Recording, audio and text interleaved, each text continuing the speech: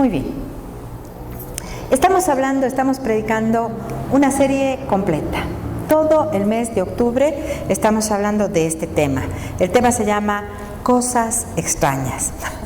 Alguien vio esta imagen, la que está detrás mía, la vio en el Facebook y puso así: les han hackeado la cuenta. ¿Sabe por qué? Porque cuando pensamos esto, esta imagen es de una serie de Netflix que habla no de cosas de la luz, por decirlo de alguna manera bonita, sino de las cosas de la oscuridad. Pero las cosas extrañas no solamente vienen de un lado. Las cosas extrañas son las cosas que no podemos entender, que no podemos comprender, que no sabemos. Porque yo estoy convencida que hay un mundo paralelo. Hay un mundo espiritual y hay un mundo natural. De hecho, la palabra de Dios dice que las cosas que vemos son hechas de las que no vemos. Por lo tanto, primero está el mundo sobrenatural y luego ese mundo sobrenatural es traído al plano natural a través de varias cosas. Jimmy habló hace un momento de la oración. Es traído al plano natural a través de la oración, por ejemplo. Me encantó, el otro día estuvimos con Marcos Wide en un almuerzo y Marcos decía: estoy orando por uno de mis hijos, y cuando él habló de eso dijo: estoy orando por uno de mis hijos y estoy orando llamando los dones que él tiene para que salgan. Qué linda manera por orar por los hijos, ¿no? Orar para que se manifiesten los dones que ellos tienen. Entonces nosotros pensamos, ok, hay un mundo sobrenatural, pero hay un mundo sobrenatural de luz. Hay un mundo sobrenatural de oscuridad, pero ¿por qué enfocarnos en la oscuridad y no en la luz? Y dice la palabra, 1 Corintios capítulo 2, versículo 9: cosas que ojo no vio, ni oído oyó, ni han entrado al corazón del hombre, son las cosas que Dios ha preparado para los que le aman. Cosas que ojo no vio. ¿Qué cosa será lo que ningún ojo ha visto? Cosas que ojo no vio. Cosas que oído no oyó, que nadie jamás ha escuchado. Esas son las cosas que Dios tiene preparados para aquellos que le aman. Es cosas que yo pienso ni siquiera podemos imaginar, ni siquiera podemos tener una idea de lo que se trata. Son cosas increíbles que Dios ha preparado para aquellos que le aman. Y yo me pregunto, ¿qué son esas cosas? Y una de esas cosas, estoy segura yo, tiene que ver con la segunda venida de Jesús. Por eso, esta mañana voy a hablar sobre ese tema. Y usted dirá, ¿qué va a hablar sobre ese tema? ¿Para qué? Voy a ir desarrollando 7 preguntas esta semana y 4 preguntas la próxima semana sobre la segunda venida de Jesús. Vamos a responder 7 preguntas. Aunque en realidad yo creo que hay 8 preguntas que tengo yo. Y si usted tiene una pregunta, usted puede hacerla a través del mensaje de Facebook y en los devocionales de la semana. De hecho, mañana a las 6:45 estamos en el devocional de Facebook. Podemos ir contestando. ¿Sabes por qué? Porque hay inquietud en el corazón. Hay inquietud sobre este tema. Porque yo no sé si usted ve las noticias. Hay personas que dicen, yo no veo las noticias porque me estreso. ¿Cuántos son de los que no ven noticias? Dice, no veo porque me estreso. Hay otras personas como yo que sí veo las noticias dosificadas. O sea, no paso todo el día viendo las cosas, pero sí veo noticias. Porque quiero estar atenta, saber qué es lo que está sucediendo en este mundo y tener claridad, hasta para poder orar en paz. Pero con todo lo que estamos viviendo, la gente se pregunta, ¿será que estamos en el fin del mundo? Ya mismo la bomba atómica de Rusia, ¿cómo nos afecta eso a nosotros? ¿Qué pasa con la violencia? ¿Qué pasa con las guerras? ¿Qué pasa con todo lo que estamos viendo? Es tan generalizada, la globalización es tan grande. Mire, yo estaba leyendo el otro día una noticia que me sorprendió. Imagínese usted que la princesa heredera de Holanda no puede ir a la universidad. Está casi encerrada en su casa porque un grupo de narcos han amenazado su vida. Y yo pensé, los narcos, yo pensé que eran solo por estos barrios, por este lado del charco, pero no, en Holanda, a la princesa.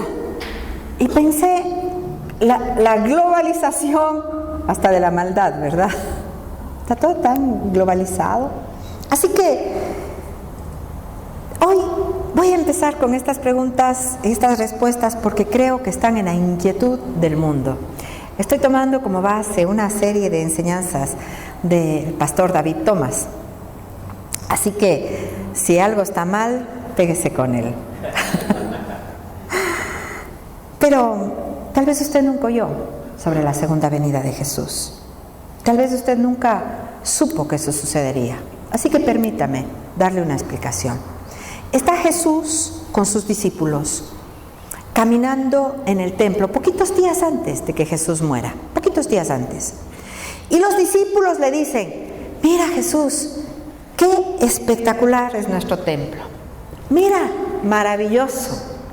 Y Jesús les responde así: en poco tiempo no quedará piedra sobre piedra en este lugar. Yo me imagino que eso tenía que haber sido un shock para ellos, porque como judíos que eran, toda la base de su fe, toda la base de su religión estaba cimentada en el templo. Después de unas horas, dice la Biblia, y lo voy a leer en Mateo, en el capítulo 24, cuando ya están sentados en el Monte de los Olivos, los discípulos le preguntan a Jesús: ¿qué quisiste decir con esto? Vamos a leer Mateo capítulo 24. Dice así, desde el versículo 3. Más tarde, Jesús se sentó en el Monte de los Olivos y sus discípulos se le acercaron en privado y le dijeron, lo anterior fue en público, esto ya era en privado, y le dijeron, dinos, ¿cuándo sucederá todo esto? ¿Qué señal marcará tu regreso y el fin del mundo? Mire cómo le ponen junto. ¿Qué señal marcará tu regreso y el fin del mundo? Jesús les dijo, no dejen que nadie los engañe, porque muchos vendrán en mi nombre y afirmarán, yo soy el Mesías, y engañarán a muchos, oirán de guerras y de amenazas de guerras, pero no se dejen llevar por el pánico. Es verdad, estas cosas deben suceder, pero el fin no vendrá inmediatamente después. Una nación entrará en guerra con otra y un reino con otro reino. Habrá hambres, terremotos en muchas partes del mundo. Sin embargo, todo esto solo es el comienzo de los dolores de parto. Luego vendrán más. Entonces los arrestarán, los perseguirán y los matarán. En todo el mundo los odiarán por ser mis seguidores. Muchos se apartarán de mí y traicionarán unos a otros y se odiarán. Aparecerán muchos falsos profetas y engañarán a mucha gente.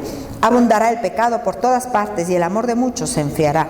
Pero el que se mantenga firme hasta el fin será salvo. Y se predicará la buena noticia acerca del reino por todo el mundo, de manera que todas las naciones la oirán y entonces vendrá el fin. Jesús describe las señales de su venida como respuesta a la pregunta de los discípulos. Y antes de hacer las preguntas, quiero que observe tres cosas. En primer lugar, Jesús responde la pregunta. No es que Jesús no quiere responder la pregunta. No es que Jesús da vueltas para responder la pregunta. Jesús responde la pregunta. Y lo responde con claridad. Está respondiendo una pregunta porque Jesús quiere que nosotros sepamos lo que necesitamos saber. En segundo lugar, parece y está claro que hay una comprensión previa entre los discípulos y Jesús de que iba relacionado el fin del mundo con la segunda venida de Él. Por eso le preguntan las dos cosas juntas. En tercer lugar, a partir de ese momento, Jesús marca una serie de enseñanzas y de predicaciones que se llama el Discurso de los Olivos sobre este tema, sobre la segunda venida de Jesús. Marca.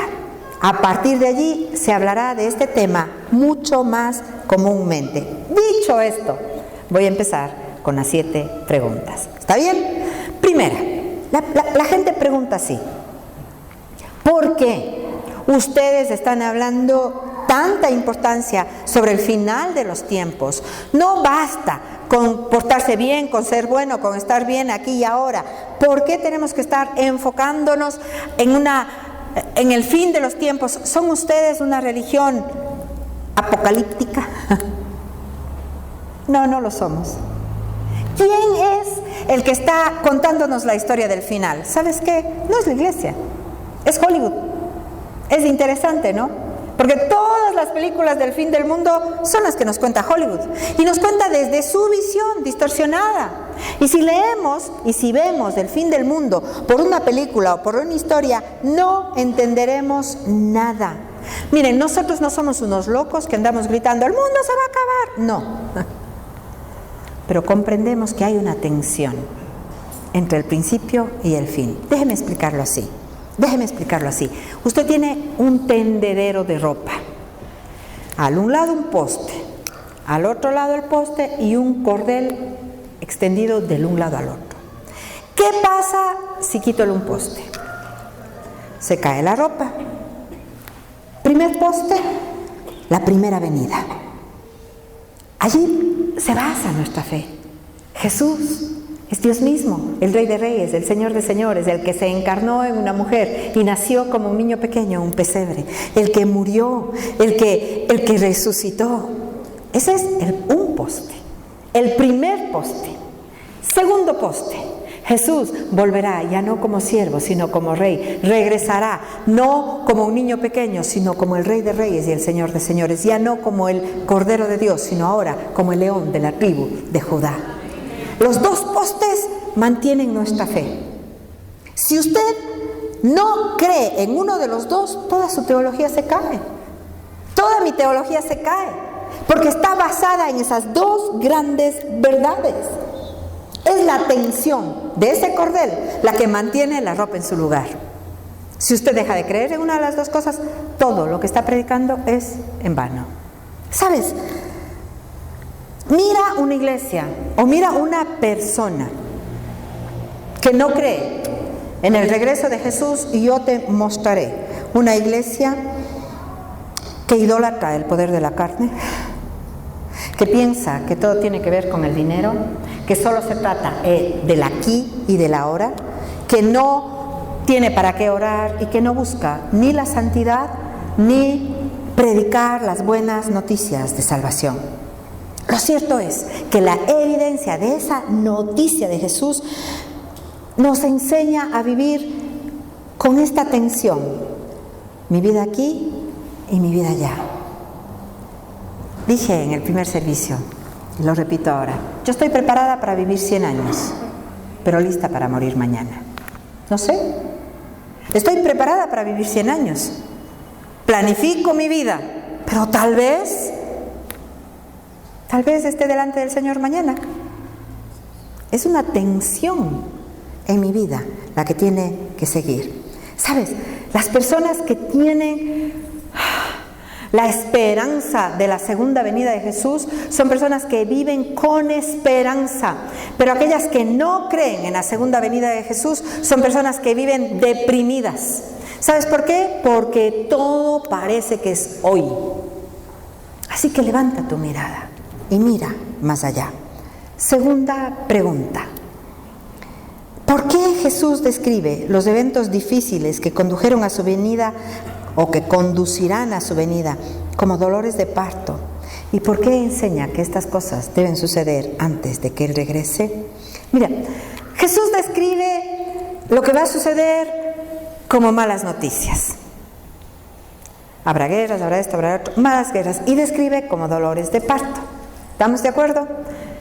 Malas noticias, una tras otra. Pero ahora le hago una pregunta. Para una mujer embarazada, ¿los dolores de parto son buenas o malas noticias? ¿Buenas o malas? ¡Buenas! Son buenas noticias. O sea, si estoy de 9 meses de embarazo y tengo dolores de parto, no es mala noticia, es buena noticia. Porque por fin voy a ver el fruto de ese anhelo de mi corazón. Por fin voy a tener al bebé en mis manos. No son malas noticias, son buenas noticias. Pero ¿qué tiene que haber? Dolores para que esa buena noticia se haga realidad en mis manos. ¿Estamos? Así que Jesús nos dice malas noticias, pero realmente ¿son malas noticias o son buenas? Es un proceso para que se dé a luz algo. Déjeme leerle Romanos capítulo 8, versículo 20. Contra su propia voluntad, toda la creación quedó sujeta a la maldición de Dios. Sin embargo, con gran esperanza, la creación espera el día en que será liberada de la muerte y la descomposición y se unirá a la gloria de los hijos de Dios. Pues sabemos que hasta el día de hoy toda la creación gime de angustia como si estuviera con dolores de parto, y los creyentes también gemimos, aunque tenemos el Espíritu Santo en nosotros, como una muestra anticipada de la gloria futura, porque anhelamos que nuestro cuerpo sea liberado del pecado y el sufrimiento. Nosotros también deseamos con una esperanza ferviente que llegue el día en que Dios nos dé todos nuestros derechos como hijos adoptivos, incluido el nuevo cuerpo que nos prometió. El parto es un proceso. Y todas las escrituras nos hablan de ese proceso para lo nuevo y maravilloso que vendrá como dolores de parto. Ese no es el fin, es el proceso. ¿Para qué? Para que llegue la redención, lo nuevo. Para que este mundo que está viejo y caduco, para que nuestro cuerpo que está lleno de dolores pueda tener un nuevo cuerpo, un nuevo mundo. No es mala noticia, es buena noticia. ¿Por qué son necesarios los dolores de parto? Porque cuando vino Jesús de manera humilde, mire, vino como un niño en un pesebre y aún así trastocó todas las cosas. Tanto que trastocó en el palacio del rey, se habló acerca de Jesús. Las multitudes siguieron a Jesús. La humanidad dividió la historia en dos, antes y después de Cristo. Cuando vino como un niño, cuando vino como un carpintero, cuando vino como una persona humilde, cuando vino como una persona que no tenía poder ni autoridad alguna. Y aún así cambió todas las cosas. Hizo que las personas revelaran sus intenciones. Desnudó el corazón de la gente. Si no, pregúntele a Judas. Transformó la vida cuando vino como Él. Los resultados de su venida fueron sorprendentes. Y cuando venga de nuevo, ya no lo hará como un niño frágil, ya no lo hará como un cordero, lo hará como un rey, lo hará como el león de la tribu de Judá. Si cuando vino como niño trastocó todo, imagínese cómo será cuando regrese como rey. Imagínese cómo será. Por eso la palabra de Dios dice que cosas que ojo no vio ni oído oyó están preparados para aquellos que aman al Señor.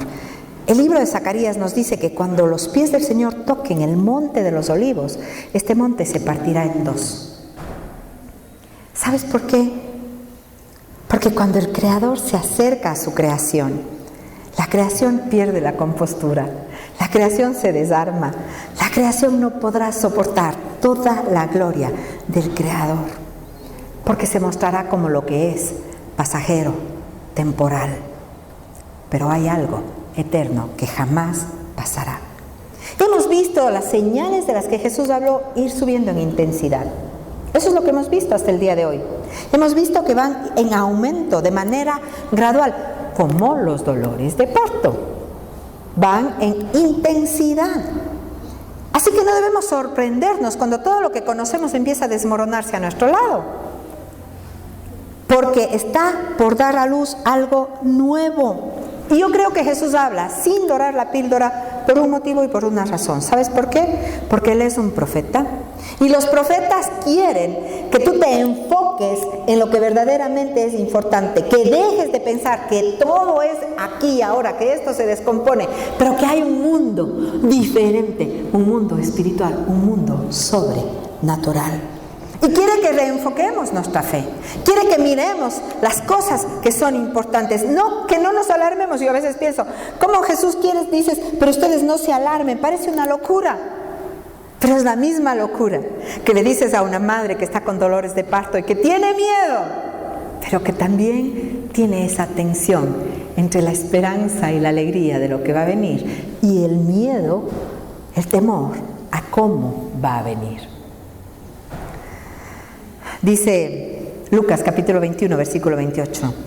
Por lo tanto, cuando todas estas cosas comiencen a suceder, pónganse de pie y levanten la mirada, porque la salvación está cerca. ¿Qué tiene que hacer un creyente? Levantar la mirada. Ok, la salvación está cerca. Lo nuevo pronto viene. Lo viejo está pasando. Pero yo tengo que levantar mi mirada y estar atenta, porque algo nuevo viene. Quien me diga que esto no es importante y que esto no está en la Biblia está muy equivocado. Hay gente que piensa que solo Apocalipsis habla sobre el tema. Quiero decirte que 24 de los 27 libros del Nuevo Testamento mencionan la segunda venida de Jesús de una u otra manera. 24 de los 27 libros. Si eso no es importante, dime qué es. Pero nosotros aprendemos de eso por la última película del momento. Tercera pregunta. Las Escrituras hablan mucho sobre el retorno de Jesús y en ciertos pasajes con gran detalle. Al mismo tiempo, estos eventos futuros son algunos de los más misteriosos de todos y existe un desacuerdo generalizado sobre el momento y la naturaleza de su regreso. La pregunta es, ¿podemos saber o no? Repito con la atención, sí y no. Sí y no. Dice Eclesiastés capítulo 3 versículo 11, me encanta este versículo. Él dice que Él ha hecho a los hombres y que ha puesto eternidad en el corazón de ellos. Él dice que somos creación de Dios y que la eternidad vive en nosotros. Por eso, iguales a Dios, en cierto sentido, a semejanza de Dios, podemos conocer muchas cosas, pero no podemos conocer todas las cosas. Podemos conocer muchísimas cosas, podemos entender muchas cosas, pero no podemos saber todas las cosas. Y lo que dice, miren lo que dice, lo acabo de leer. El hombre no descubre la obra que Dios ha hecho desde el principio hasta el fin. Y yo creo que lo que no podemos saber justamente es el principio y el fin. ¿Sabes por qué? Porque yo creo que no es plano, creo que es un círculo. Y creo que el principio y el fin, la eternidad se toca. Y creo que no podemos comprender todavía la eternidad porque todavía no estamos en la eternidad. Pero allí es cuando la eternidad se toca. Pero sabes, somos seres limitados por este tiempo. No podemos entender la eternidad todavía. Pero Jesús nos da claras señales de su venida. No nos dice el día y la hora. Nos dice que estemos atentos. No creas que porque la venida del Señor es clara, la puedes predecir. Hay mucha gente que predijo la venida de Jesús. Hay situaciones que han pasado y por eso creo que se deja de predicar del tema, porque no queremos los pastores que nos consideren los locos que estamos hablando del fin del mundo cuando realmente no llega. Así les dijeron también a los discípulos, ¿hasta cuándo? Hubo gente que decidió que ya era y vendió todas sus propiedades y después se quedaron pobres porque Jesús no vino. Otros, ¿sabe qué hicieron? Se endeudaron. Como ya mismo viene Jesús, me endeudo y allá quien quiera que pague al banco lo que quedo debiendo. Pero la advertencia de Jesús no tiene que ver para que te endeudes ni para que vendas las cosas. Porque la advertencia de Jesús tiene que ver para que tú estés preparado desde el punto de vista espiritual. Él quiere que vivamos en santidad, en oración, predicando las buenas noticias de salvación. De eso se trata, de entender qué es lo correcto, porque este es el evento más maravilloso de toda la historia. Si la primera venida fue extraordinaria, no me quiero imaginar lo que será la segunda venida. Yo creo que será espectacular.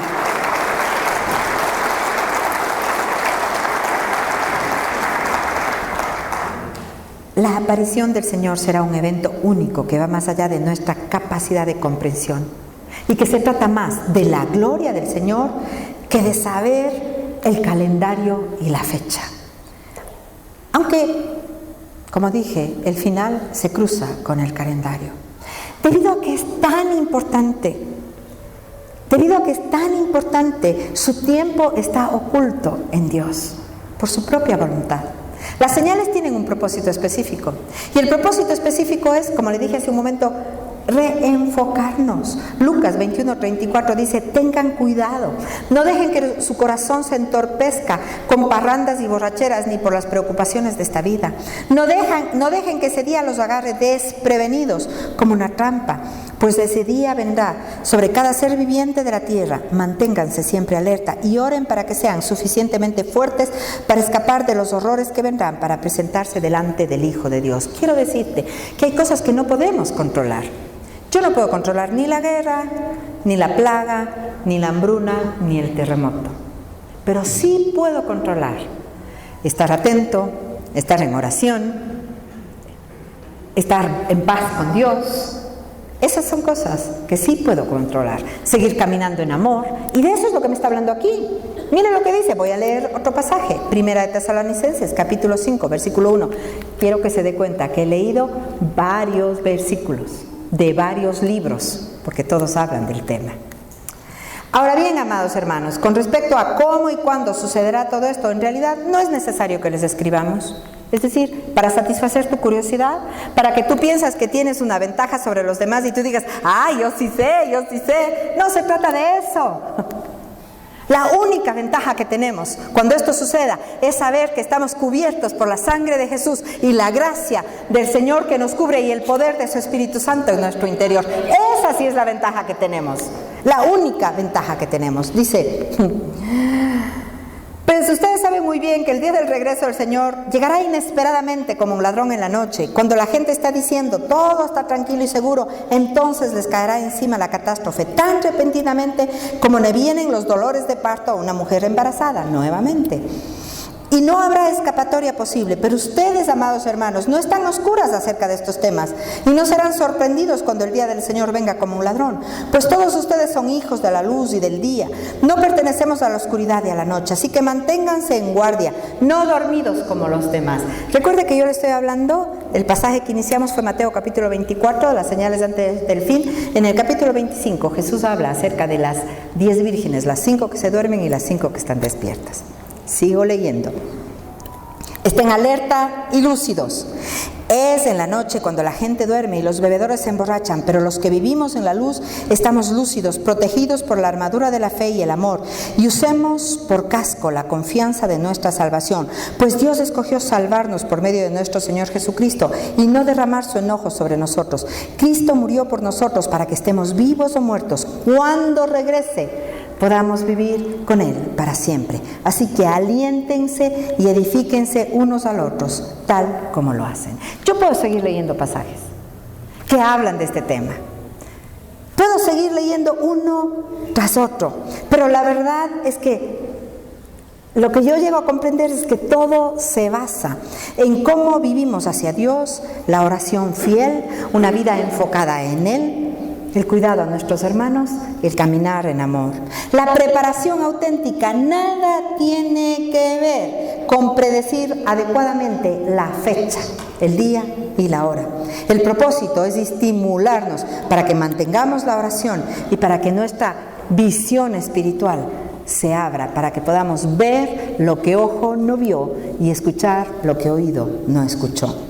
Mire, la gente que se pierde esto, no se pierde porque no está informada de la fecha. ¿Sabe por qué se pierde? Según lo que estoy leyendo, por la ceguera espiritual.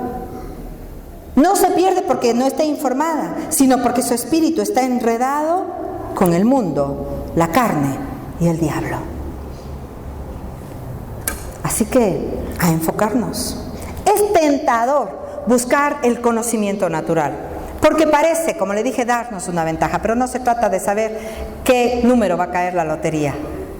Se trata de saber que tengo la certeza de que Él vendrá y que en ese momento mi redención está cerca. No son malas noticias, son buenas noticias. Son buenas noticias. Todos estaremos desnudos ante el Señor. Mi último versículo, Hebreos 4:13.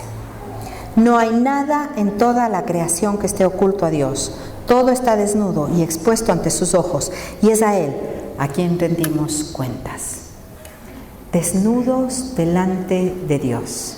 Hace unos días atrás, Jimmy estaba predicando acerca de Adán y Eva en el huerto del Edén, desnudos. ¿Recuerdan ustedes esa predicación? Desnudos. Y él hizo una pregunta y dijo, ¿realmente estaban desnudos o estaban cubiertos por la gloria de Dios? Todos nosotros un día estaremos desnudos delante de Él o cubiertos por la sangre de Jesús. Aquel que está cubierto no tendrá nada de qué avergonzarse,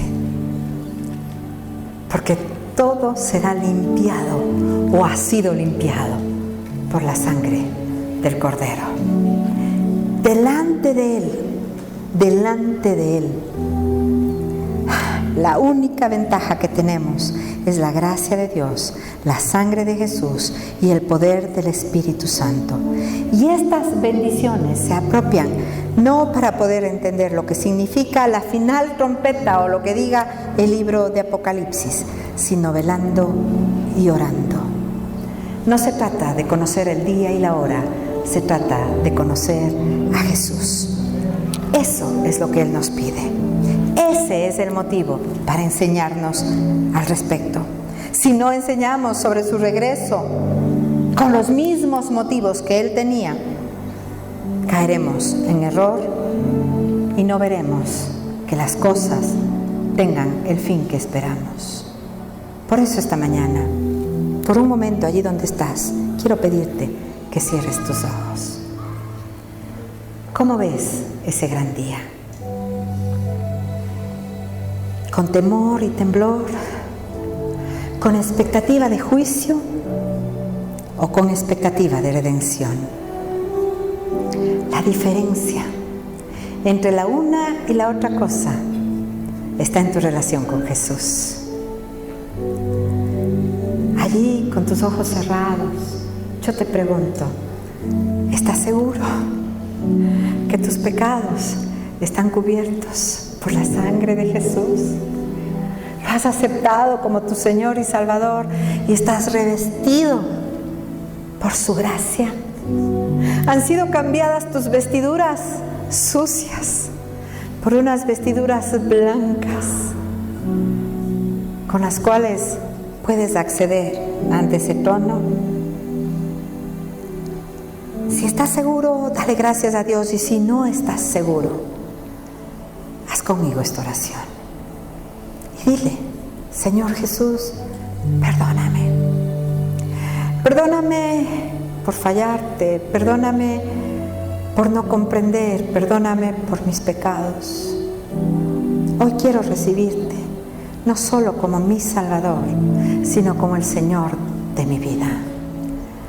Quiero pedirte que tu sangre preciosa lave mis pecados. Quiero presentarme delante de ti, puro y sin mancha. Y te doy gracias por toda la obra que tú hiciste en la cruz del Calvario. Gracias por lo que has hecho en mi vida. Gracias por lo que seguirás haciendo.